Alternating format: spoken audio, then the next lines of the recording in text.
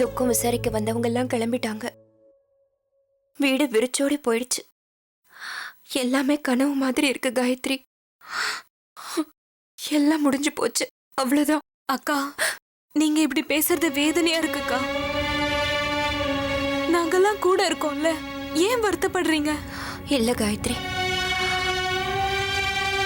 8 வருஷமா கூடவே வந்து துணை திடீர்னு கைவிட்டு போறது அவ்வளவு சாதாரணம் இல்லம்மா. என்னால மனசு ஆத்திக்கவே முடியல.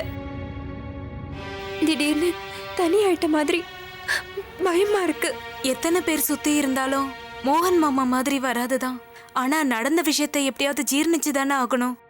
அதையே நினைச்சிட்டு இருந்தா பயமா தான்க்கா இருக்கும். அவர் விட்டுட்டு போயிட்டாரு. கார்த்தி ஜெயிலுக்கு போயிட்டான். என்னை சுத்தி என்ன நடக்குதுன்னே புரியல. வாழ்க்கை திடீர்னு தலைகீழா சரிஞ்ச மாதிரி ஆயிடுச்சு.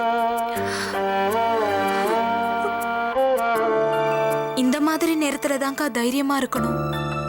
யாழினிய மனசுல நினைச்சுக்கங்க. அவளுக்காகவாவது நீங்க சீக்கிரமா ரெக்கவர் ஆகணும்.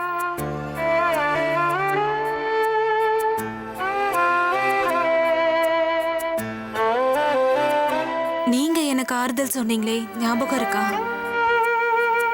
இன்னைக்கு நான் உங்களுக்கு சொல்ற மாதிரி ஆனதுதான் ரொம்ப வேதனையா இருக்கு.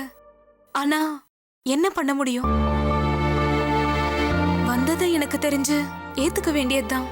அழுது புலம்பி ஏதாவது ஆக போகுதா என்ன சொல்லுங்க.